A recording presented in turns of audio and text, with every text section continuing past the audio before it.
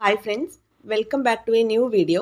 ഇത് നമ്മൾ ചെയ്യാൻ പോകുന്നത് ജനിതക ശാസ്ത്രം എന്ന ടോപ്പിക്കിൽ പഠിക്കേണ്ട new S C R T 10th സ്റ്റാൻഡേർഡിലെ ലെസണാണ് ജീവൻ്റെ ജനിതകം. ഈ ലെസണിൽ ഏതൊക്കെ പോയിന്റ്സ് ആണ് നമുക്ക് പഠിക്കേണ്ടത് നോക്കിയാലോ. ആദ്യം തന്നെ ഇവിടെ കൊടുത്തിരിക്കുന്നത് ജീൻ എഡിറ്റിങ്ങിൻ്റെ രീതിശാസ്ത്രം വികസിപ്പിച്ചതിന് രസതന്ത്ര നൊബേൽ എന്ന ഹെഡിങ്ങിൽ ഇമ്പോർട്ടൻ്റ് ആയിട്ടുള്ള 1-2 പോയിന്റ്സ് വരുന്നുണ്ട്. രണ്ടാളുകളുടെ പേരുണ്ട് അല്ലേ. എന്താണ്? ജീൻ എഡിറ്റിംഗ് മേഖലയിലെ സംഭാവനകൾക്ക് 2020 രസതന്ത്ര നൊബേൽ ആരൊക്കെയാണ് പങ്കുവച്ചത്?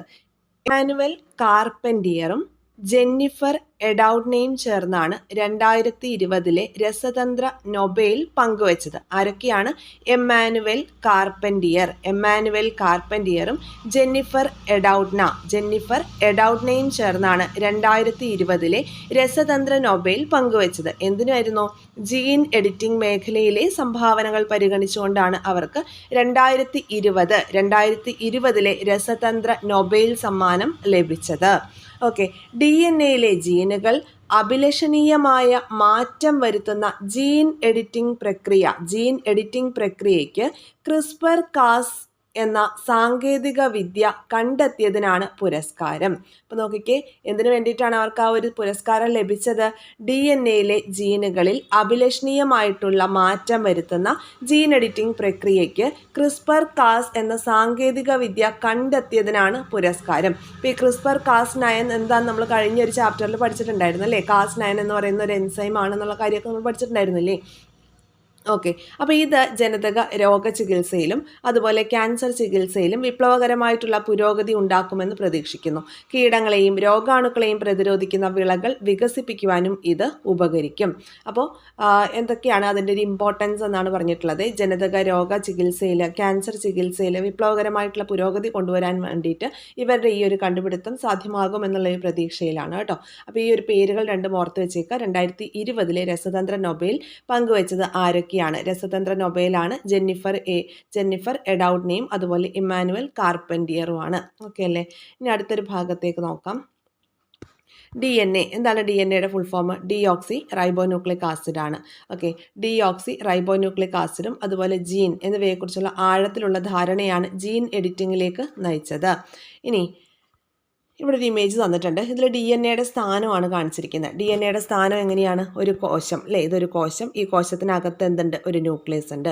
ന്യൂക്ലിയസിനുള്ളിലേക്ക് കടന്നു ചെല്ലുമ്പോൾ നമുക്ക് അവിടെ എന്ത് കാണാനായിട്ട് സാധിക്കും? ക്രോമസോംസ് കാണാനായിട്ട് സാധിക്കും. ക്രോമസോമിൽ DNA സ്ഥാനമാണ് ഈ കൊടുത്തിരിക്കുന്നത്. പിന്നീട് DNA ചുറ്റുകോവേണി മാതൃകയുമാണ് തന്നിരിക്കുന്നത്. അപ്പോൾ DNA ലൊക്കേഷൻ എവിടെയാണ്? ക്രോമസോമിൻ്റെ ഉള്ളിലാണെന്ന് നമുക്ക് മനസ്സിലായി അല്ലേ. ഇനി DNA ഘടനയെക്കുറിച്ചാണ് പറയുന്നത് കേട്ടോ. DNA ഘടന നോക്കിയേ. 1953 വർഷം നോക്കണം. 1953 ജെയിംസ് വാട്സണും ഫ്രാൻസിസ് ക്രിക്കും ചേർന്ന് DNA ചുറ്റുകോവേണി മാതൃക അല്ലെങ്കിൽ ഡബിൾ ഹെലിക്സ് മോഡൽ അവതരിപ്പിച്ചു. ഇത് ഓൾറെഡി പഠിച്ച പോയിന്റ് ആണല്ലോ. ഓക്കെ. പിന്നെ റോസ്ലിൻ ഫ്രാങ്ക്ലിൻ, മോറിസ് വിൽക്കിൻസ് എന്നിവരുടെ എക്സ്റേ പഠനങ്ങളെ ആസ്പദമാക്കിയിട്ടാണ് DNA ഘടന ജെയിംസ് വാട്സണും ഫ്രാൻസിസ് ക്രിക്കും നിർദ്ദേശിച്ചത്. പിന്നെ നമ്മൾ പറഞ്ഞിട്ടുണ്ടായിരുന്നു കഴിഞ്ഞ ചാപ്റ്ററിൽ റോസ്ലിൻ ഫ്രാങ്ക്ലിൻ എടുത്ത DNA എക്സ്റേ ഡിഫ്രാക്ഷൻ ചിത്രങ്ങളിൽ പ്രശസ്തമായ ചിത്രമാണ് ഫോട്ടോ 51. അപ്പോൾ ഈ ഫോട്ടോ 51 ആരുടെ കോൺട്രിബ്യൂഷൻ ആണ് എന്ന് നമ്മളോട് ചോദിക്കാം. അപ്പോൾ എങ്ങനെയാണ്? റോസാലിൻഡ് ഫ്രാങ്ക്ലിൻ്റെ കോൺട്രിബ്യൂഷനാണ് DNA എക്സ്റേ ഡിഫ്രാക്ഷൻ ചിത്രം കേട്ടോ. അതാണ് ഈ ഫോട്ടോ 51 എന്ന് പറയുന്നത്. അപ്പോൾ ഈ ചിത്രത്തിൽ നിന്നാണ് ഈ കണ്ടെത്തലിന് ഇടയാക്കിയിട്ടുള്ള നിർണായക വിവരങ്ങൾ ലഭിച്ചത്. അതായത് ഡബിൾ ഹെലിക്സ് മോഡലിലേക്ക് എത്തിയിട്ടുള്ള അതിൻ്റെ ഫൗണ്ടേഷൻ എന്ന് പറയുന്നത് റോസ്ലിൻ ഫ്രാങ്ക്ലിൻ്റെ DNA ഫോട്ടോ 51 എന്ന് പറയുന്ന ഇമേജാണ്. 1958 റോസ്ലിൻ ഫ്രാങ്ക്ലിൻ 37-ാം വയസ്സിൽ അന്തരിച്ചു. DNA ചുറ്റുകോവേണി മാതൃക കണ്ടെത്തിയത് ജെയിംസ് വാട്സണും ഫ്രാൻസിസ് ക്രിക്കും അതുപോലെ മോറിസ് വിൽക്കിൻസ് എന്നിവർക്ക് 1962 മെഡിസിനുള്ള നൊബേൽ സമ്മാനം ലഭിക്കുകയും ചെയ്തു. ഇപ്പോൾ 2 നൊബേലിൻ്റെ കാര്യം ഇപ്പോൾ നമ്മൾ പറഞ്ഞു കേട്ടോ. 2020 രസതന്ത്ര നൊബേലിൻ്റെ കാര്യം പറഞ്ഞിട്ടുണ്ടായിരുന്നു. കൂടാതെ 1962 മെഡിസിനിൽ കിട്ടിയ നൊബേൽ സമ്മാനം അതെന്തിനാണ്? DNA ചുറ്റുകോവേണി മാതൃക കണ്ടെത്തിയതിനാണ്. ജെയിംസ് വാട്സണും ഫ്രാൻസിസ് ക്രിക്കിനും കൂടാതെ മോറിസ് വിൽക്കിൻസ് എന്ന വ്യക്തിക്കുമാണ് എന്ത് കിട്ടിയത്? നൊബേൽ സമ്മാനം കിട്ടിയത്. ഈ ഫോട്ടോ 51 ഇമേജ് കണ്ടോ നിങ്ങൾ? ഫോട്ടോ 51 കണ്ടോ? ഓക്കെ. അപ്പോൾ റോസ്ലിൻ ഫ്രാങ്ക്ലിൻ്റെ കാര്യം ഇവിടെ പറയുന്നുണ്ട്. അതുപോലെ തന്നെ ഈ 4 പേരുകൾ നിങ്ങൾ ഓർത്ത് വെച്ചേക്കണം കേട്ടോ. റോസ്ലിൻ ഫ്രാങ്ക്ലിനുമായി ബന്ധപ്പെട്ടാണ് ഫോട്ടോ 51. പിന്നെ Maurice Wilkins, Francis Crick, James Watson, ഇവർക്ക് 3 1962 മെഡിസിനിൽ നൊബേൽ പ്രൈസ് ലഭിച്ചത് എന്നുള്ളത് ഓർത്ത് വെച്ചേക്കുക. അത് എന്തിനു വേണ്ടിയിട്ടാണ്? അത് നമ്മുടെ ഈ ഒരു DNA ചുറ്റുകോവേണി മാതൃക കണ്ടെത്തിയതിനാണ്. പിന്നെ നമ്മളുടെ ഈ വ്യക്തിയെക്കുറിച്ച് ചോദിച്ചാൽ റോസ്ലിൻ ഫ്രാങ്ക്ലിൻ എന്തിനെക്കുറിച്ചാണ് നമുക്ക്, അല്ലെങ്കിൽ എന്തുമായി റിലേറ്റഡ് ആണ്? ഫോട്ടോ 51 ആണ് കേട്ടോ. ഫോട്ടോ 51, അതായത് DNA എക്സ്റേ ഡിഫ്രാക്ഷൻ ചിത്രം, അതാണ് റോസ്ലിൻ ഫ്രാങ്ക്ലിനുമായി ബന്ധപ്പെട്ടിട്ടുള്ളത്. അപ്പോൾ ആ ഒരു എക്സ്റേ ഡിഫ്രാക്ഷൻ്റെ ഏറ്റവും ഇമ്പോർട്ടൻ്റ് ആയിട്ടുള്ളൊരു ഇമേജാണ് ഫോട്ടോ 51 എന്ന് പറയുന്ന ഇമേജ്. ആ ഇമേജ് ബേസ് ചെയ്തിട്ടാണ് ഇവർ 3 പേരും ചേർന്നിട്ട്, മോറിസ് വിൽക്കിൻസും ഫ്രാൻസിസ് ക്രിക്കും അതുപോലെ ജെയിംസ് വാട്സണും ചേർന്ന് ചുറ്റുകോവേണി മാതൃക കൊണ്ടുവന്നതെന്നുള്ളത് ഓർത്ത് വെച്ചേക്കണം. ഇനി അടുത്തത് നമുക്ക് നോക്കാനായിട്ടുള്ളത് ഒരു DNA സ്ട്രക്ചറാണ്. DNA സ്ട്രക്ചർ എന്ന് പറയുമ്പോൾ ചുറ്റുകോവേണി മാതൃകയിൽ എന്തുണ്ട്? പടികളും ഉണ്ട്, ഇഴകളും ഉണ്ട് അല്ലേ? അതിൽ ഈ ഇഴകൾ എന്ന് പറയുമ്പോൾ അതിൽ എന്തൊക്കെയുണ്ട്? പഞ്ചസാരയും ഫോസ്ഫേറ്റും ചേർന്നിട്ടാണ് ഇഴകൾ ഫോം ചെയ്തിട്ടുള്ളത്. പഞ്ചസാരയും ഫോസ്ഫേറ്റും ചേർന്നിട്ടാണ്. അതുപോലെ പടികളാണെങ്കിൽ നൈട്രജൻ ബേസുകൾ ചേർന്നിട്ടാണ്, ജോഡി ചേർന്നിട്ടാണ് എന്ത് ചെയ്തത്? പടികൾ ഉണ്ടാക്കിയിരിക്കുന്നത്. നമ്മൾ ഓൾറെഡി പറഞ്ഞിട്ടുണ്ടായിരുന്നു, എന്താണ്? അഡിനിനും തൈമിനും തമ്മിലാണ് എന്ത് ചെയ്യുന്നത്? കോമ്പിനേഷൻ വരുന്നത്. അതുപോലെ ഗ്യാനിനും സൈറ്റോസിനും തമ്മിലാണ് കോമ്പിനേഷൻ വരുന്നത് എന്ന് നമ്മൾ പഠിച്ചിട്ടുണ്ടായിരുന്നു അല്ലേ? നൈട്രജൻ ബേസുകളിൽ അഡിനിൻ തൈമിൻ തമ്മിലുള്ള കോമ്പിനേഷനും അതുപോലെ ഗ്വാനിനും സൈറ്റോസിനും തമ്മിലാണ് കോംബോ വരുന്നത് എന്നുള്ള കാര്യം ഓർത്ത് വെച്ചേക്കുക. ഓക്കെ, അപ്പോൾ DNA ചുറ്റുകോവേണി മാതൃകയെക്കുറിച്ചാണ് ഇപ്പോൾ നമ്മൾ പറഞ്ഞത്. എന്താണ്? ഇഴകളെക്കുറിച്ച് പറഞ്ഞു, പടികളെക്കുറിച്ച് പറഞ്ഞു. പടികൾ എന്ന് പറയുമ്പോൾ നൈട്രജൻ ബേസുകളാണ്. നൈട്രജൻ ബേസ് എന്ന് പറയുമ്പോൾ ഏതൊക്കെയാണ്? അഡിനിൻ, തൈമിൻ, ഗ്വാനിൻ, സൈറ്റോസിനാണ്. പിന്നെ ഇഴകൾ എന്ന് പറയുമ്പോൾ എന്താണ്? ഇഴകൾ പഞ്ചസാരയും ഫോസ്ഫേറ്റും ചേർന്നാണ് ഉണ്ടാകുന്നത് എന്നുള്ള കാര്യം കൂടി ഓർത്ത് വയ്ക്കുക. ഇനി ന്യൂക്ലിയോടൈഡ് എന്താണ്? ന്യൂക്ലിയോടൈഡ് അത് ഓൾറെഡി നമ്മൾ വായിച്ചതാണ് കഴിഞ്ഞ ചാപ്റ്ററിൽ. DNA അടിസ്ഥാന നിർമ്മാണ ഘടകമാണ് ന്യൂക്ലിയോടൈഡ്. ഓരോ ന്യൂക്ലിയോടൈഡും ഓരോ ഡിയോക്സി റൈബോസ് പഞ്ചസാര, ഒരു ഫോസ്ഫേറ്റ് ഗ്രൂപ്പ്, ഒരു നൈട്രജൻ ബേസ് എന്നീ ഘടകങ്ങളാൽ നിർമ്മിതമാണ്. അപ്പം nucleotide equal to 1 deoxyribose പഞ്ചസാര plus 1 phosphate group plus 1 nitrogen base. Okay, nucleotide എന്ന് പറയുമ്പോൾ അതിൽ എന്തൊക്കെയുണ്ട്? ഒരു ഡിയോക്സി റൈബോസ് പഞ്ചസാര, ഒരു ഫോസ്ഫേറ്റ് ഗ്രൂപ്പ്, ഒരു നൈട്രജൻ ബേസ് എന്നീ ഘടകങ്ങളാൽ നിർമ്മിതമാണ് ഒരു ന്യൂക്ലിയോടൈഡ്. ഓക്കെ അല്ലേ? ഇനി നൈട്രജൻ ബേസ് എന്ന് പറയുമ്പോൾ എന്താണ്? നൈട്രജൻ അടങ്ങിയ ആൽക്കലി സ്വഭാവമുള്ള സംയുക്തമാണ് നൈട്രജൻ ബേസ്. അതുപോലെ തന്നെ ഡിയോക്സി റൈബോസ് പഞ്ചസാര എന്ന് പറയുമ്പോൾ അതിനകത്ത് 5 കാർബൺ പഞ്ചസാരയാണുള്ളത്. ഫോസ്ഫേറ്റ് എന്ന് പറയുമ്പോൾ ന്യൂക്ലിയോടൈഡുകളെ പരസ്പരം ബന്ധിപ്പിക്കുന്ന ബോണ്ടുകളുടെ രൂപീകരണത്തിൽ പങ്കെടുക്കുക എന്നുള്ളതാണ് ഫോസ്ഫേറ്റിൻ്റെ ഡ്യൂട്ടി. ഓക്കെ അല്ലേ? അപ്പോൾ നമ്മൾ പറഞ്ഞു ഒരു ന്യൂക്ലിയോടൈഡ് എന്ന് പറയുമ്പോൾ അതിൽ എന്തൊക്കെ ഉണ്ടായിരിക്കും? ഒരു ഡിയോക്സി റൈബോസ് പഞ്ചസാര എന്ന് പറയുമ്പോൾ അതിൽ 5 കാർബൺ പഞ്ചസാരയാണ് ഉദ്ദേശിക്കുന്നത്. പിന്നെ എന്താണുള്ളത്? ഒരു ഫോസ്ഫേറ്റ് ഗ്രൂപ്പ്. എന്തിനു വേണ്ടിയിട്ടാണ്? ന്യൂക്ലിയോടൈഡുകളെ പരസ്പരം ബന്ധിപ്പിക്കുന്ന ബോണ്ടുകളുടെ രൂപീകരണത്തിൽ പങ്കെടുക്കുന്നതാണ് ഫോസ്ഫേറ്റ്. നൈട്രജൻ ബേസിലാണെങ്കിലോ നൈട്രജൻ അടങ്ങിയ ആൽക്കലി സ്വഭാവമുള്ള സംയുക്തമാണ് ഉള്ളത്. അങ്ങനെയാണ് ഒരു ന്യൂക്ലിയോടൈഡ് ഫോം ചെയ്യുന്നത്. ഇത്രയും സമയം പഠിച്ച കാര്യങ്ങൾ ഒന്ന് റിവിഷൻ ചെയ്യാം. ജീൻ എഡിറ്റിംഗ് മേഖലയിലെ സംഭാവനകൾക്ക് 2020 രസതന്ത്ര നൊബേൽ നേടിയത് ആരൊക്കെയാണ്? എമാനുവൽ കാർപ്പന്റൈനർ, ജെന്നിഫർ എഡൌഡ്ന എന്നിവരാണ് എന്ത് ചെയ്തത്? ജീൻ എഡിറ്റിംഗ് മേഖലയിലെ സംഭാവനകൾക്ക് 2020 രസതന്ത്ര നൊബേൽ നേടിയത്. ഇനി എന്താണ് ജീൻ എഡിറ്റിംഗ്? DNA ജീനുകൾക്ക് അഭിലഷണീയമായിട്ടുള്ള മാറ്റം വരുത്തുന്ന പ്രക്രിയയാണ് ജീൻ എഡിറ്റിംഗ്. DNA ജീനുകളിൽ അഭിലഷണീയമായിട്ടുള്ള മാറ്റം വരുത്തുന്ന പ്രക്രിയയെ ജീൻ എഡിറ്റിംഗ് എന്ന് പറയുന്നു. എമാനുവൽ കാർപ്പന്റൈനർ, ജെന്നിഫർ എഡൌഡ്ന എന്നിവർക്ക് നൊബേൽ ലഭിക്കാൻ കാരണമായിട്ടുള്ള കണ്ടെത്തൽ ഏതാണ്? DNA ജീനുകളിൽ അഭിലഷണീയമായ മാറ്റം വരുത്തുന്ന പ്രക്രിയയ്ക്ക് CRISPR-Cas എന്ന സാങ്കേതിക വിദ്യ കണ്ടെത്തിയതിനാണ് ഈ ഒരു പുരസ്കാരം ലഭിച്ചത്. അപ്പോൾ CRISPR-Cas9 എന്ന് പറയുമ്പോൾ ഈ 2 പേര് നമ്മുടെ മനസ്സിലേക്ക് ഓർമ്മ വരണം. ഇമ്മാനുവൽ കാർപ്പന്റൈനറും ജെന്നിഫറും ഈ 2 പേരുകൾ നമ്മുടെ മനസ്സിലേക്ക് ഓർമ്മ വരിക. DNA ജീനുകൾക്ക് അഭിലഷണീയമായ മാറ്റം വരുത്തുന്ന പ്രക്രിയ, അതിനെയാണ് എന്ത് പറയുന്നത്? ജീൻ എഡിറ്റിംഗ് എന്ന് പറയുന്നത്. അപ്പോൾ ജീൻ എഡിറ്റിങ്ങിന് വേണ്ടിയിട്ട് CRISPR-Cas എന്ന സാങ്കേതിക വിദ്യ കണ്ടെത്തിയതിനാണ് പുരസ്കാരം ലഭിച്ചത്. ഇനി ഈ ജീൻ എഡിറ്റിങ്ങിൻ്റെ പ്രാധാന്യം എന്തൊക്കെയാണ് നമ്മൾ പറഞ്ഞിരുന്നു. എന്തൊക്കെയാണ്? ജനിതക രോഗ ചികിത്സ, അതുപോലെ ക്യാൻസർ ചികിത്സയിലൊക്കെ വിപ്ലവകരമായിട്ടുള്ള പുരോഗതി ഉണ്ടാക്കുമെന്ന പ്രതീക്ഷയാണ്. പിന്നെ കീടങ്ങളെയും രോഗങ്ങളെയും പ്രതിരോധിക്കുന്ന വിളകൾ വികസിപ്പിക്കാനും ഇത് ഉപകരിക്കുമെന്ന് പ്രതീക്ഷിക്കപ്പെടുന്നു. DNA സ്ഥാനം കാണിക്കുന്ന ഒരു ഫ്ലോ ചാർട്ട് നമ്മൾ പഠിച്ചിട്ടുണ്ടായിരുന്നു. എന്താണ്? ഒരു കോശത്തിനുള്ളിൽ എന്തുണ്ട്? ന്യൂക്ലിയസിനുള്ളിൽ ക്രോമസോമിലാണ് DNA ലൊക്കേറ്റ് ചെയ്യുന്നത്. DNA പൂർണ്ണ രൂപം എന്നാൽ ഡിയോക്സി റൈബോന്യൂക്ലിക് ആസിഡ് ആണ്. DNA ചുറ്റുകോവേണി മാതൃക അവതരിപ്പിച്ചത് ആരൊക്കെയാണ്? 1953 ജെയിംസ് വാട്സണും ഫ്രാൻസിസ് ക്രിക്കും DNA ചുറ്റുകോവേണി മാതൃക അല്ലെങ്കിൽ ഡബിൾ ഹെലിക്സ് മോഡൽ അവതരിപ്പിച്ചു. ഡബിൾ ഹെലിക്സ് മോഡൽ കൊണ്ടുവന്നത് DNA ഡബിൾ ഹെലിക്സ് മോഡൽ അല്ലെങ്കിൽ ചുറ്റുകോവേണി മാതൃക കൊണ്ടുവന്നത് ആരൊക്കെ ചേർന്നാണ്? ജെയിംസ് വാട്സണും ഫ്രാൻസിസ് ക്രിക്കും ചേർന്ന് 1953 അല്ലേ. ഇനി ഈ DNA ചുറ്റുകോവേണി മാതൃക നിർദ്ദേശിച്ചത് ഏത് പഠനങ്ങളുടെ അടിസ്ഥാനത്തിലാണ്? അപ്പോഴാണ് നമ്മൾ ഈ വ്യക്തിയെ കുറിച്ച് ഓർക്കേണ്ടത്. ആരാണ്? റോസ്ലിൻഡ് ഫ്രാങ്ക്ലിൻ, മോറിസ് വിൽക്കിസ് എന്നിവരുടെ എക്സ്റേ പഠനങ്ങളെ ആസ്പദമാക്കിയാണ് DNA ഘടന ജെയിംസ് വാട്സണും ഫ്രാൻസിസ് ക്രിക്കും നിർദ്ദേശിച്ചത്. അപ്പൊ ഇവിടെ തന്നിട്ടുള്ള ഈ ഇമേജ് എന്താണ്? ഫോട്ടോ 51 എന്ന ചിത്രമാണ്. ഇപ്പൊ റോസ്ലിൻ ഫ്രാങ്ക്ലിൻ എടുത്ത DNA എക്സ്റേ ഡിഫ്രാക്ഷൻ പരീക്ഷണങ്ങളിൽ പ്രശസ്തമായിട്ടുള്ള ഫോട്ടോ 51 ചിത്രമാണ് ഇവിടെ തന്നിരിക്കുന്നത്. പിന്നെ DNA ചുറ്റുകോവേണി മാതൃക കണ്ടെത്തിയതിന് 1962 മെഡിസിനുള്ള നൊബേൽ സമ്മാനം പങ്കിട്ടത് ആരൊക്കെ ചേർന്നാണ്? ആരൊക്കെയാണ്? James Watson, Francis Crick, Maurice Wilkins. നമ്മുടെ ഈ റോസ്ലിൻ ഫ്രാങ്ക്ലിൻ ആ സമയമായപ്പോഴേക്കും അന്തരിച്ചു അല്ലേ. പിന്നീട് DNA ചുറ്റുകോവേണി മാതൃകയെക്കുറിച്ചാണ് നമ്മൾ പറഞ്ഞത്. ചുറ്റുകോവേണി മാതൃകയിൽ ഇഴകളുണ്ട്, പടികളുണ്ട്. ഇഴകളിൽ പഞ്ചസാരയും ഫോസ്ഫേറ്റും ചേർന്നാണ്. പടികളാണെങ്കിൽ നൈട്രജൻ ബേസുകൾ ചേർന്നാണ്. പിന്നെ അതുപോലെ DNA നൈട്രജൻ ബേസുകൾ ഏതൊക്കെയാണെന്ന് നമ്മൾ പറഞ്ഞു. Adenine, thymine, guanine, cytosine. അതിൽ ഈ അഡിനിനും തൈമിനും തമ്മിലാണ് കോമ്പിനേഷൻ വരുന്നത്. അതുപോലെ ഗ്വാനിനും സൈറ്റോസിനും തമ്മിലാണ് കോമ്പിനേഷൻ വരുന്നത്.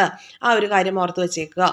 ഇനി അടുത്തത് ന്യൂക്ലിയോടൈഡ് എന്നാൽ എന്താണ്? അതിന്റെ അടിസ്ഥാന ഘടകങ്ങൾ ഏതൊക്കെയാണ്? DNA അടിസ്ഥാന നിർമ്മാണ ഘടകങ്ങളാണ് ന്യൂക്ലിയോടൈഡ്. ഒരു ന്യൂക്ലിയോടൈഡിനോടൊപ്പം എന്തുണ്ടായിരിക്കും? ഒരു ഡിയോക്സി റൈബോസ് പഞ്ചസാരയും ഒരു ഫോസ്ഫേറ്റ് ഗ്രൂപ്പും ഒരു നൈട്രജൻ ബേസും ചേരുന്നതാണ് ഒരു ന്യൂക്ലിയോടൈഡ്. ഒരു ന്യൂക്ലിയോടൈഡ് എന്നാൽ ഒരു ഡിയോക്സി റൈബോസ് പഞ്ചസാരയും ഒരു ഫോസ്ഫേറ്റ് ഗ്രൂപ്പും ഒരു നൈട്രജൻ ബേസും ചേരുന്നതാണ് ന്യൂക്ലിയോടൈഡ്. DNA അടിസ്ഥാന നിർമ്മാണ ഘടകമാണ് ന്യൂക്ലിയോടൈഡ്. ഇനി ന്യൂക്ലിയോടൈഡിന്റെ ഘടന എന്ന് പറയുമ്പോൾ നമ്മൾ പറഞ്ഞു അതിൽ എന്തൊക്കെയുണ്ടെന്ന ഒരു ഡിയോക്സി റൈബോസ് പഞ്ചസാര, അതായത് 5 കാർബൺ പഞ്ചസാര. പിന്നീട് നൈട്രജൻ ബേസ് ഉണ്ട്. നൈട്രജൻ അടങ്ങിയ ആൽക്കലി സ്വഭാവമുള്ള സംയുക്തമാണ്.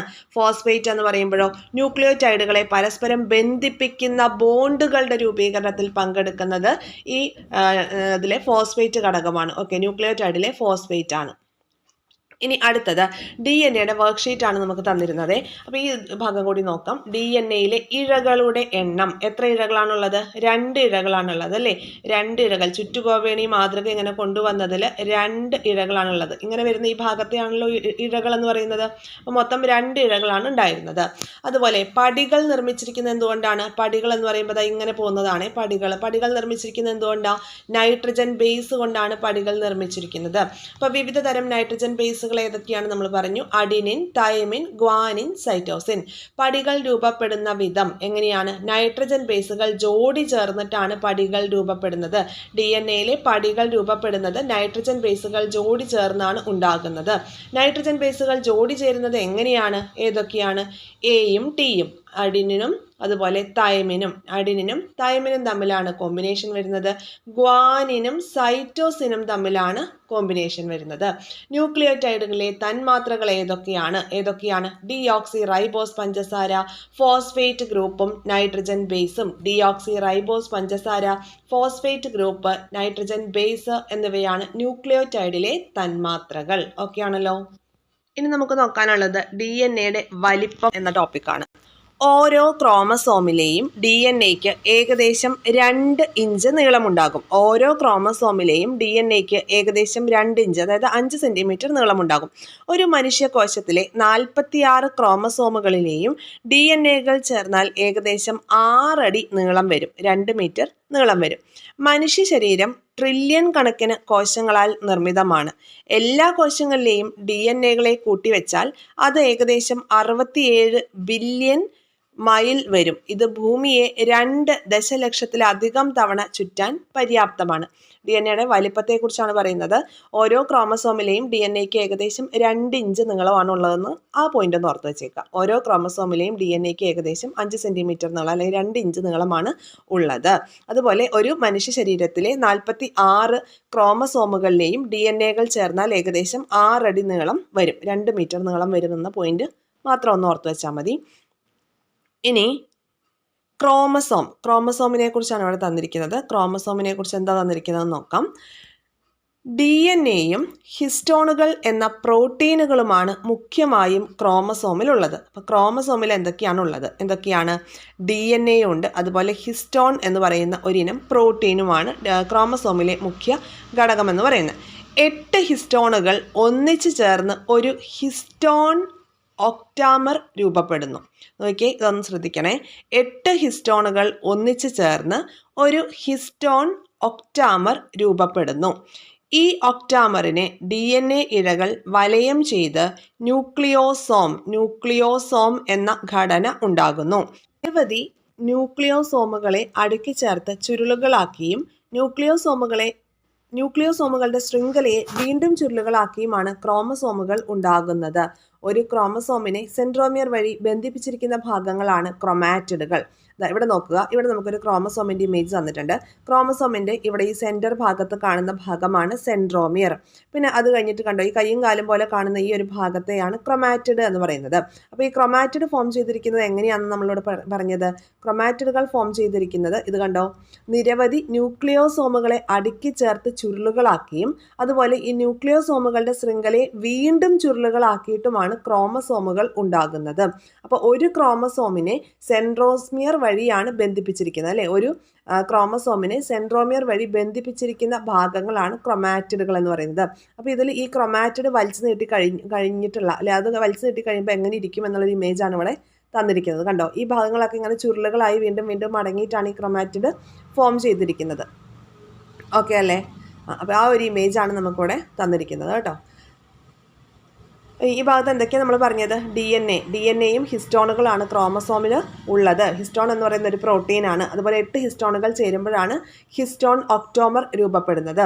ഈ ഒക്ടോമറിനെയാണ് DNA ഇഴകൾ വഴി വലയം ചെയ്തിട്ട് ന്യൂക്ലിയോസോം എന്ന ഘടന ഉണ്ടാവുന്നത്. അപ്പോൾ ഈ ന്യൂക്ലിയോസോമുകൾ അടുക്കി ചേർത്തിട്ട് ചുരുളുകളാക്കിയിട്ടാണ് പിന്നീട് എന്തുണ്ടാവുന്നത്? ഈ ക്രൊമാറ്റിഡുകൾ ഫോം ചെയ്യുന്നത് എന്നാണ് പറഞ്ഞിരിക്കുന്നത്. ഓക്കെ അല്ലേ? ഇത് കണ്ടോ, ഹിസ്റ്റോൺ പ്രോട്ടീൻ, ഹിസ്റ്റോൺ 8 ചേർന്നിട്ട് ഹിസ്റ്റോൺ ഒക്ടാമർ ഫോം ചെയ്യുന്നു. പിന്നെ ന്യൂക്ലിയോസോം ഫോം ചെയ്യുന്നു. കണ്ടല്ലോ, വീണ്ടും അതിനെ വീണ്ടും ചുരുട്ടിക്കൂട്ടി വെച്ച പോലെ, അല്ലേ? അതിനെ ജസ്റ്റ് ഒന്ന് ചുരുട്ടിയിട്ടാണ് പിന്നെ ഇതിനെ വീണ്ടും ചുരുട്ടിക്കൂട്ടി വെച്ച പോലെയാണ് ഈ ഒരു ഭാഗങ്ങളൊക്കെ കാണുന്നത്. അപ്പോൾ അങ്ങനെയാണ് ഇവിടെ ക്രൊമാറ്റിഡ് ഫോം ചെയ്തത്. ഈ ക്രൊമാറ്റിഡുകളെ തമ്മിൽ ബന്ധിപ്പിച്ചിരിക്കുന്ന ഈ സെൻറ്റർ ഭാഗമാണ് സെൻട്രോമിയർ എന്ന് പറയുന്നത്. ഓക്കെ, ക്രോമസോമുകളെ 2ആയി ഡിവൈഡ് ചെയ്യുന്ന ഭാഗമാണ് പഠിക്കാനായിട്ടുള്ളത്. മനുഷ്യരിലെ ക്രോമസോമുകളെ നമുക്ക് സൊമാറ്റിക് ക്രോമസോം എന്നും സെക്സ് ക്രോമസോംസ് എന്നും ഡിവൈഡ് ചെയ്യാം. അതായത് സ്വരൂപ ക്രോമസോമുകളും ലിംഗനിർണയ ക്രോമസോമുകളും. ഇത് ഓൾറെഡി നമ്മൾ കഴിഞ്ഞ ചാപ്റ്ററിൽ പഠിച്ചതാണ്. അപ്പോൾ ഒന്നുകൂടി വായിക്കാം, റിവിഷൻ ആവുമല്ലോ. ശാരീരിക സവിശേഷതകളെ നിയന്ത്രിക്കുന്ന ക്രോമസോമുകളാണ് സ്വരൂപ ക്രോമസോമുകൾ. എന്താണ്? ശാരീരിക സവിശേഷതകളെ നിയന്ത്രിക്കുന്ന ക്രോമസോമുകൾ ആണ് സ്വരൂപ ക്രോമസോമുകൾ. മനുഷ്യരിൽ 22 ജോഡി സ്വരൂപ ക്രോമസോമുകളാണുള്ളത്. 22 ജോഡി എന്ന് പറയുമ്പോൾ 44. 22 ജോഡി സ്വരൂപ ക്രോമസോമുകളാണ് മനുഷ്യരിലുള്ളത്. ഒരുപോലെയുള്ള 2 ക്രോമസോമുകൾ ചേർന്നാണ് സമരൂപ ക്രോമസോമുകൾ. സമമായിട്ടിരിക്കുന്ന ഒരുപോലെയുള്ള 2 ക്രോമസോമുകൾ ചേർന്നാണ് സമരൂപ ക്രോമസോമുകൾ അല്ലെങ്കിൽ ഹോമലോഗസ് ക്രോമസോംസ് ഫോം ചെയ്യുന്നത്. ഇവയിലൊന്ന് മാതാവിൽ നിന്നും മറ്റൊന്ന് പിതാവിൽ നിന്നും ലഭിച്ചതാണ്. ഓക്കെ, അപ്പോൾ ശാരീരിക സവിശേഷതകളെ നിയന്ത്രിക്കുന്ന ക്രോമസോമുകളാണ് സ്വരൂപ ക്രോമസോമുകൾ. 22 ജോഡി അഥവാ 44 എണ്ണം സ്വരൂപ ക്രോമസോമുകളാണുള്ളത്. ഒരുപോലെയുള്ള 2 ക്രോമസോമുകൾ ചേർന്നാണ് സമരൂപ ക്രോമസോംസ് ഉണ്ടാവുന്നത്. അപ്പോൾ ഈ സമരൂപ ക്രോമസോമുകൾ, അതായത് ജോഡി ചേരുമ്പോൾ അതിൽ ഒരെണ്ണം മാതാവിൽ നിന്നും ഒരെണ്ണം പിതാവിൽ നിന്നും ലഭിച്ചതായിരിക്കും. ഇനി ലിംഗനിർണയ ക്രോമസോമുകൾ എന്ന് പറയുമ്പോൾ ലിംഗനിർണയത്തിന് കാരണമാകുന്ന ക്രോമസോമുകളാണ് ഇവ. 2 രീതിയിലാണുള്ളത്, അല്ലേ?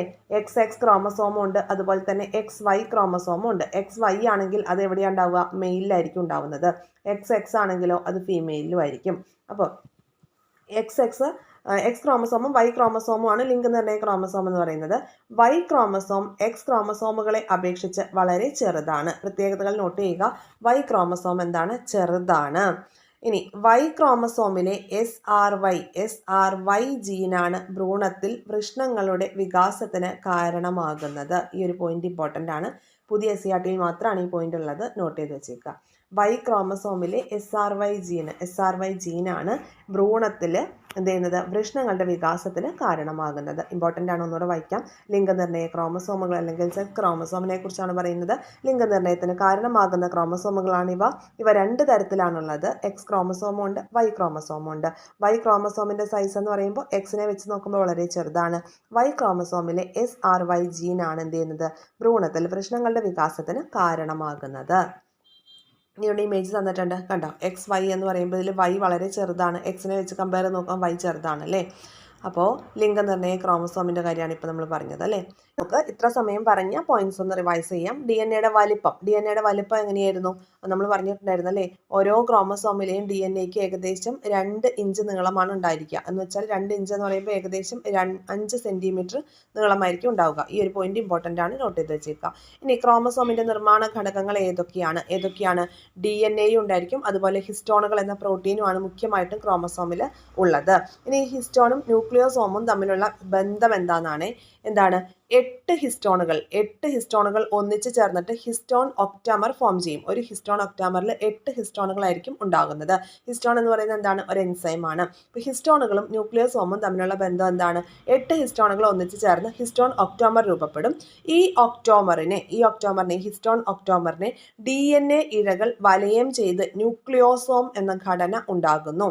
ഒരു ഹിസ്റ്റോൺ ഒക്ടോമറിനെ DNA ഇഴകൾ വലയം ചെയ്തിട്ട് ഇത് ഫോം ചെയ്യും. ന്യൂക്ലിയോസോം എന്ന ഘടനയാണ് ഉണ്ടാകുന്നത്. ആ ഇമേജ് നമുക്ക് വീണ്ടും ഇവിടെ തന്നിട്ടുണ്ട്, കണ്ടല്ലോ എന്തൊക്കെയാണ്. ABC എന്ന് പറഞ്ഞു കൊടുത്തിട്ടുണ്ട്. A എന്ന് പറയുന്നത് ഹിസ്റ്റോൺ പ്രോട്ടീൻ ആണ്. അങ്ങനത്തെ 8 എണ്ണം ചേർന്നിട്ടാണ് ഹിസ്റ്റോൺ ഒക്ടോമർ ഉണ്ടാവുന്നത്. പിന്നെ ഇതിനെ വലയം ചെയ്ത് DNAയുടെ ഇഴകൾ വലയം ചെയ്തിട്ട് എന്ത് ഫോം ചെയ്യും, ന്യൂക്ലിയോസോം ഫോം ചെയ്യുന്നുണ്ട്. ഇനി ക്രോമസോം രൂപപ്പെടുന്നത് എങ്ങനെയാണ്? നിരവധി ന്യൂക്ലിയോസോമുകളെ അടുക്കി ചേർത്ത് ചുരുളുകളാക്കിയോ അല്ലെങ്കിൽ ന്യൂക്ലിയോസോമുകളുടെ ശൃംഖലയെ വീണ്ടും ചുരുളുകളാക്കിയിട്ടൊക്കെയാണ് എന്ത് ഫോം ചെയ്യുന്നത്, ക്രോമസോമുകൾ ഫോം ചെയ്യുന്നത്. ഇനി ക്രൊമാറ്റിഡ് എന്ന് പറഞ്ഞാൽ എന്താണ്? ക്രോമസോമിനെ സെൻട്രോമിയർ വഴി ബന്ധിപ്പിച്ചിരിക്കുന്ന ഈ ഭാഗങ്ങളെയാണ്, ഈ കൈകാലുകളൊക്കെ പോലെ ഇരിക്കുന്ന ഈ ഭാഗങ്ങളെയാണ് എന്തെന്ന് പറയുന്നത്, ക്രൊമാറ്റിഡ് എന്ന് പറയുന്നത്. ഇതിൻ്റെ സെൻറ്റർ ഭാഗമാണ് സെൻട്രോമിയർ. ഇത് മൊത്തത്തിലാണ് ഒരു ക്രോമസോം എന്ന് പറയുന്നത്. ഓക്കെ. ഇനി മനുഷ്യരിലെ വിവിധ ക്രോമസോമുകൾ എന്ന് പറയുമ്പോൾ സ്വരൂപ ക്രോമസോമുണ്ട്, ലിംഗനിർണ്ണയ ക്രോമസോമുണ്ട്. ഇനി നോക്കിയേ, സ്വരൂപ ക്രോമസോമുകളുടെ സവിശേഷത ഏതൊക്കെയാണ്? ശാരീരിക സവിശേഷതകളെ നിയന്ത്രിക്കുന്ന ക്രോമസോമാണ്. സ്വരൂപ ക്രോമസോം എന്ന് പറയുമ്പോൾ ശാരീരിക സവിശേഷതകളെ നിയന്ത്രിക്കുന്നതാണ്. 22 ജോഡിയാണുള്ളത്, അല്ലെങ്കിൽ 44 എണ്ണമാണുള്ളത്. ഒരുപോലെയുള്ള 2 ക്രോമസോമുകൾ ചേർന്നാണ് സമരൂപ ക്രോമസോമുകൾ ഉണ്ടാകുന്നത്. സമരൂപ ക്രോമസോമിൽ ഒരുപോലത്തെ ചേർന്നിട്ടല്ലേ ഒരു ജോഡി ഉണ്ടാവുന്നത്. അത് ഒരുപോലെയുള്ളത് എവിടുന്ന കിട്ടുന്നത്? ഒന്ന് മാതാവിൽ നിന്നും ഒന്ന് പിതാവിൽ നിന്നുമാണ് ലഭിക്കുന്നത്.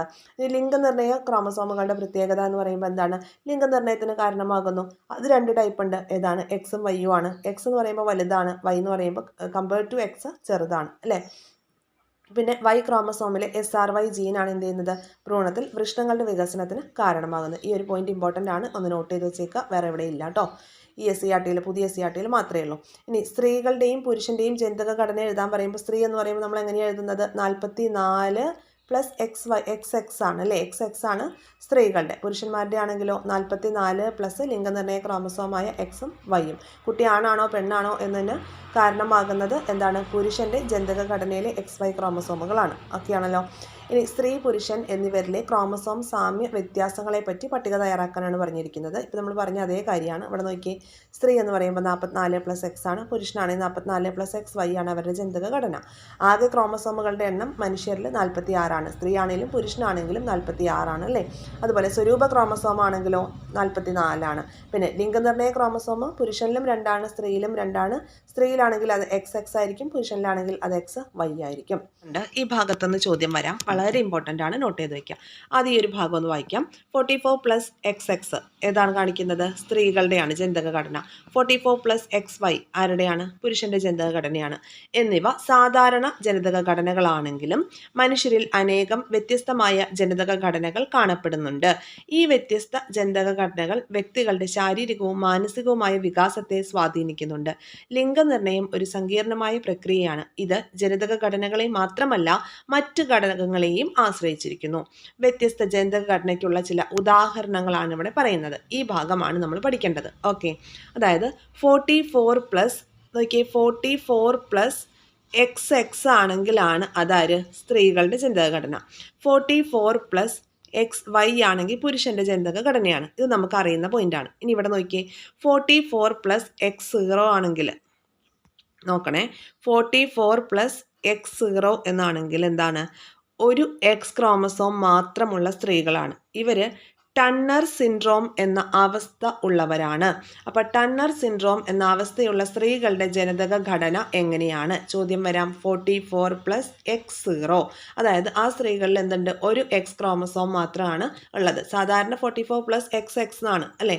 പക്ഷേ ഇങ്ങനെ ഈ ടണ്ണർ സിൻഡ്രോം ഉള്ള സ്ത്രീകളിലെ ക്രോമസോമിൻ്റെ അല്ലെങ്കിൽ ആ ഒരു ജനിതക ഘടന എന്ന് പറയുന്നത് 44+X0 ആയിരിക്കും. മനസ്സിലാവുന്നുണ്ടോ? ഇനി അടുത്തത് 44+XXX ആണ് അവിടെ തന്നിരിക്കുന്നത്. 44+XXX ആണെങ്കിൽ അവിടെ 3 എക്സ് ക്രോമസോമുകളുള്ള സ്ത്രീകളാണ്.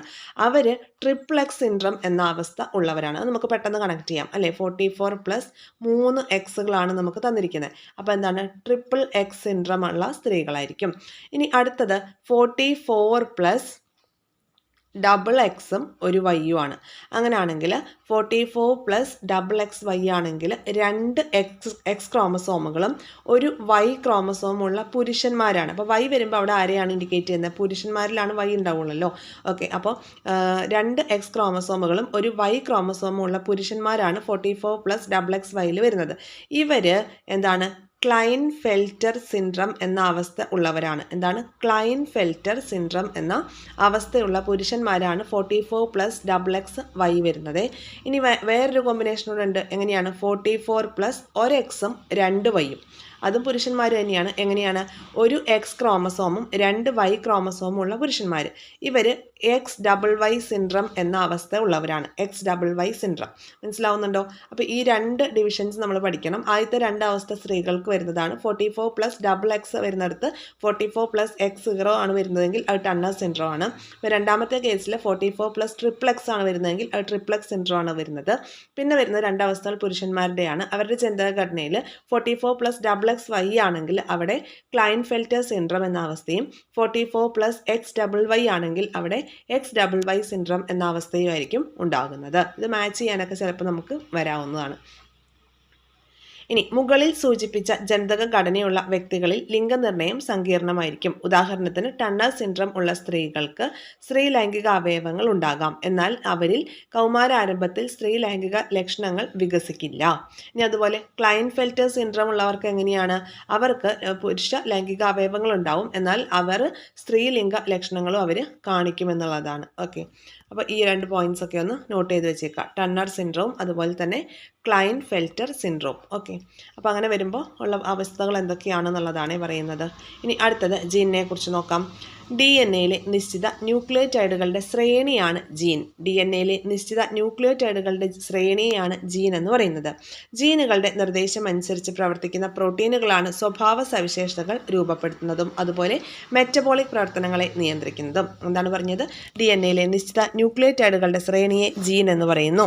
ജീനുകളുടെ നിർദ്ദേശം അനുസരിച്ച് പ്രവർത്തിക്കുന്ന പ്രോട്ടീനുകളാണ് സ്വഭാവ സവിശേഷതകൾ രൂപപ്പെടുത്തുന്നതും അതുപോലെ തന്നെ മെറ്റബോളിക് ശരീരത്തിലെ മെറ്റബോളിക് പ്രവർത്തനങ്ങളെ നിയന്ത്രിക്കുന്നതും. ഇനി അടുത്തൊരു ഭാഗം ജീനുകളുടെ ഇമേജ് ആണ് തന്നിരിക്കുന്നത്. ഓക്കെ, അപ്പോൾ നമുക്കറിയാം എന്താ ജീനുകളിൽ ക്രോമസോമിൽ എന്തുണ്ട്? DNA ഉണ്ട്. DNA-യിലെ സ്ട്രക്ചേഴ്സാണ് നമുക്ക് തന്നിരിക്കുന്നത്. ഓക്കെ, ഇതിൽ ജീൻ 1 ജീൻ 2 എന്ന് പറഞ്ഞിട്ടുണ്ട്. ഇതിലെന്താ ഈ GATC എന്നൊക്കെ പറഞ്ഞ് തന്നിരിക്കുന്നത്? അത് നമ്മളുടെ നൈട്രജൻ ബേസുകളാണ്. എന്തൊക്കെയാണ്? Adenine, guanine, thymine, cytosine. Adenine, guanine, thymine, cytosine ഒക്കെയാണ് തന്നിരിക്കുന്നത് കേട്ടോ. ഇനി ഇവിടെ നമുക്ക് വായിച്ച് നോക്കാം എന്താണെന്നുള്ളത്. പ്രോട്ടീനുകളുടെ നിർമ്മാണത്തിൽ RNA എന്ന ന്യൂക്ലിക് ആസിഡിന് നിർണായക പങ്കുണ്ട്. അതുപോലെ RNA തന്മാത്രയുടെ ഘടന, സവിശേഷതകൾ എന്നിവ ചിത്രീകരണം 1.6 വെച്ചിട്ട് നമ്മളോട് നോക്കാനാണ് പറഞ്ഞിരിക്കുന്നത്. അപ്പോൾ RNA കുറിച്ചൊന്ന് വായിച്ചിട്ട് വരാം നമുക്ക്. റൈബോ ന്യൂക്ലിക് ആസിഡ് ആണ് അല്ലേ? RNA-യുടെ ഫുൾ ഫോം ആണ് റൈബോ ന്യൂക്ലിക് ആസിഡ്. DNA പോലെ തന്നെ മറ്റൊരു ന്യൂക്ലിക് ആസിഡാണ് RNA. ഇവ ന്യൂക്ലിയോടൈഡുകളാൽ നിർമ്മിതമാണ്. ഓരോ ന്യൂക്ലിയോടൈഡിലും ഒരു റൈബോസ് പഞ്ചസാര. DNA ഘടന നമ്മൾ ഓൾറെഡി പഠിച്ചിട്ടുണ്ടായിരുന്നു. അതുപോലെ RNA കുറിച്ചാണ് പറയുന്നത്. RNA ന്യൂക്ലിയോടൈഡുകൾ കൊണ്ട് നിർമ്മിതമാണ്. ഈ RNAയിലെ ഓരോ ന്യൂക്ലിയോടൈഡിലും എന്തൊക്കെയുള്ളത്? റൈബോസ് പഞ്ചസാരയുണ്ട്, ഒരു ഫോസ്ഫേറ്റ് ഗ്രൂപ്പ് ഉണ്ട്, ഒരു നൈട്രജൻ ബേസും ഉണ്ട്. അതുപോലെ തന്നെ അതിലെ നൈട്രജൻ ബേസുകൾ എന്ന് പറയുമ്പോൾ അഡിനിൻ, ഗ്വാനിൻ, യുറാസിൽ, സൈറ്റോസിൻ. തൈമിന് പകരം എന്താണ്? യുറാസിലാണ്. അതാണ് RNAയിലെ നൈട്രജൻ ബേസുകൾ. അപ്പം പിന്നെ മറ്റൊരു പോയിന്റ് ഓർത്തിരിക്കേണ്ടത്, മിക്ക RNAയ്ക്കും ഒരു ഇഴയാണുള്ളത്. കണ്ടല്ലോ RNAയുടെ ഘടന. ഓക്കെ, അപ്പോൾ DNA പഠിക്കുമ്പോൾ നമ്മൾ എങ്ങനെയാണ് പഠിക്കുന്നത്? അതിന് 2 ഇഴകളാണുള്ളതെന്ന് പഠിക്കാറുണ്ട് അല്ലേ? പക്ഷേ RNAയുടെ കേസിൽ എങ്ങനെയാണ്? കണ്ടോ, ഒറ്റ ഇഴ മാത്രമേ ഉള്ളൂ. ഒറ്റൊരു ഇഴ മാത്രമാണ് ആർക്കുള്ളത്? RNAയ്ക്കുള്ളത്. RNAയിൽ ഒറ്റ ഇഴ മാത്രമേ ഉള്ളൂ. അതുകൂടാതെ തന്നെ നൈട്രജൻ ബേസുകൾ എന്ന് പറയുമ്പോൾ അഡിനിൻ, ഗ്വാനിൻ, തൈമിൻ ഉണ്ടോ? ഇല്ല. തൈമിന് പകരം യുറാസിൽ, പിന്നെ സൈറ്റോസിൻ എന്നിവയാണ് ഉള്ളത്. ഓക്കെ അല്ലേ?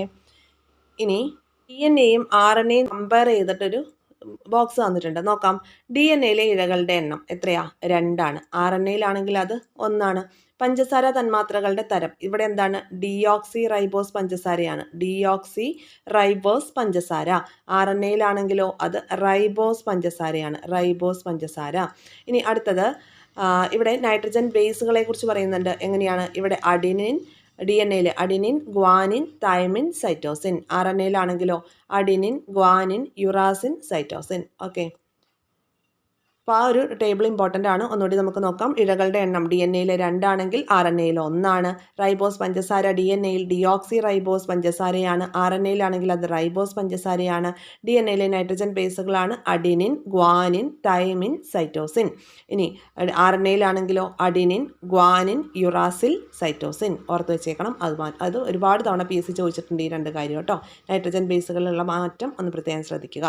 ഇനി പ്രോട്ടീൻ നിർമ്മാണം അല്ലെങ്കിൽ പ്രോട്ടീൻ സിന്തസിസിനെ കുറിച്ച് നോക്കാം. നമ്മൾ പറഞ്ഞിട്ടുണ്ടായിരുന്നു ജീനുകളുടെ പ്രവർത്തന ഫലമായിട്ടാണ് പ്രോട്ടീനുകൾ ഉണ്ടാവുന്നത് എന്നല്ലേ. ഇനി ഈ ഒരു പ്രോട്ടീൻ നിർമ്മാണത്തിലെ വിവിധ ഘട്ടങ്ങളെ സംബന്ധിച്ചിട്ടുള്ള ഒരു ചിത്രീകരണമാണ് ഇവിടെ തന്നിരിക്കുന്നത്. എങ്ങനെയാണെന്ന് നോക്കാം. First one, transcription. ആദ്യം നമുക്കിത് വായിച്ചിട്ട് വരാം, എന്നാലാണ് ഇമേജ് നോക്കുമ്പോൾ മനസ്സിലാവുള്ളൂ.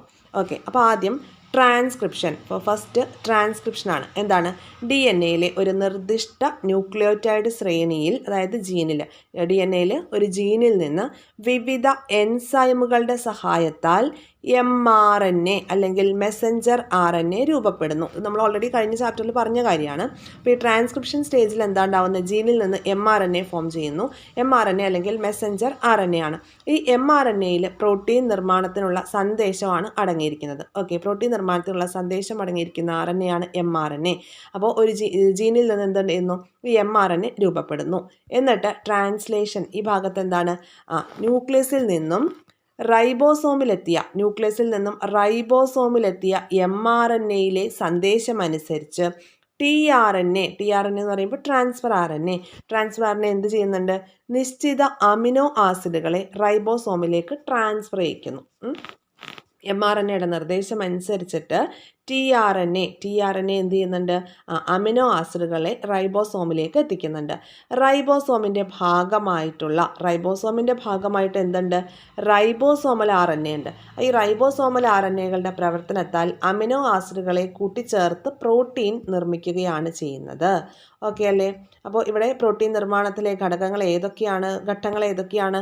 ട്രാൻസ്ക്രിപ്ഷനും അതുപോലെ ട്രാൻസ്ലേഷനും. ട്രാൻസ്ക്രിപ്ഷൻ എന്ന് പറയുമ്പോൾ ജീനിൽ നിന്ന് വരുന്ന mRNA അല്ലെങ്കിൽ മെസ്സഞ്ചർ RNA പ്രോട്ടീൻ നിർമ്മാണത്തിനുള്ള സന്ദേശം കൊണ്ടുവരുന്നു. എന്നിട്ടോ ട്രാൻസ്ലേഷൻ ആ ഒരു സ്റ്റേജിൽ എന്താണ്? ന്യൂക്ലിയസിൽ നിന്നും റൈബോസോമിൽ എന്തെത്തുന്നു? ഈ mRNA എത്തുന്നു. ന്യൂക്ലിയസിൽ നിന്നും റൈബോസോമിലേക്ക് എത്തുന്ന mRNA-യുടെ നിർദ്ദേശം അനുസരിച്ച് ട്രാൻസ്ഫർ RNA എന്ത് ചെയ്യുന്നുണ്ട്? ആ ഭാഗത്തേക്ക് അമിനോ ആസിഡുകളെ എത്തിക്കുന്നുണ്ട്. റൈബോസോമിൻ്റെ ഭാഗമായിട്ടുള്ള റൈബോസോമൽ RNA-യുടെ പ്രവർത്തനത്താൽ അമിനോ ആസിഡുകളെ കൂട്ടിച്ചേർത്തിട്ടാണ് എന്ത് ഫോം ചെയ്യുന്നത്? പ്രോട്ടീനുകൾ ഫോം ചെയ്യുന്നത്. മനസ്സിലാവുന്നുണ്ടല്ലോ? അപ്പോൾ അതിൻ്റെ ഇമേജാണ് നമുക്കിവിടെ തന്നിരിക്കുന്നത്. കണ്ടോ? അപ്പോൾ ഫസ്റ്റ് ട്രാൻസ്ക്രിപ്ഷൻ എന്താ ചെയ്യുന്നത്? DNA-യിലെ ജീനിലുള്ള mRNA ഡയറക്റ്റ് ആയിട്ട് പ്രോട്ടീൻ സിന്തസിസിൽ പങ്കെടുക്കുന്നില്ല. അതിന് പകരം RNA-യുടെ ഹെൽപ്പ് തേടുകയാണ് ചെയ്യുന്നത്. അപ്പോൾ RNA-യിൽ നിന്ന് mRNA ഫോം ചെയ്യുന്നു. mRNA എന്താ ചെയ്യുന്നത്? mRNA ട്രാൻസ്ഫർ RNA-ക്ക് സന്ദേശം കൊടുക്കുന്നു. ട്രാൻസ്ഫർ RNA അവിടെ നിന്ന് അമിനോ ആസിഡുകളെ എന്ത് ചെയ്യുന്നു? റൈബോസോമിൻ്റെ ഉള്ളിലേക്ക് എത്തിക്കുന്നു.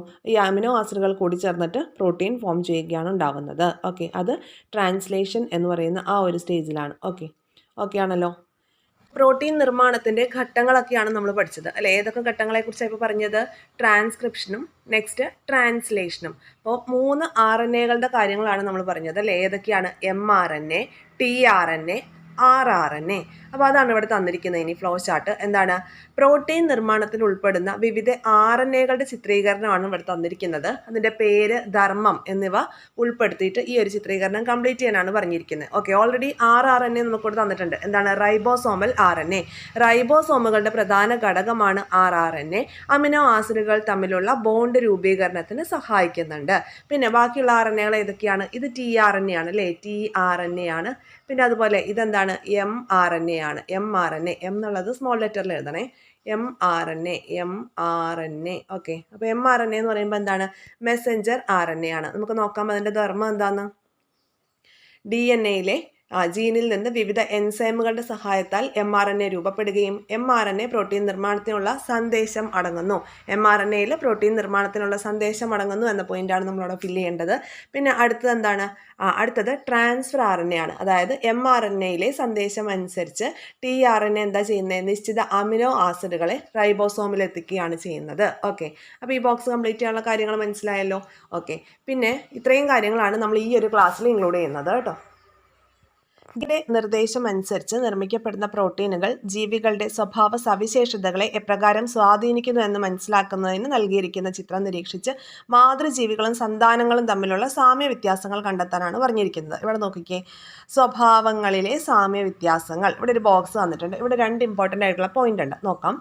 മാതാപിതാക്കളുടെ സവിശേഷതകൾ സന്താനങ്ങളിലേക്ക് വ്യാപരിക്കുന്നതിനെയാണ് പാരമ്പര്യം അല്ലെങ്കിൽ ഹെറിഡിറ്റി എന്ന് പറയുന്നത്.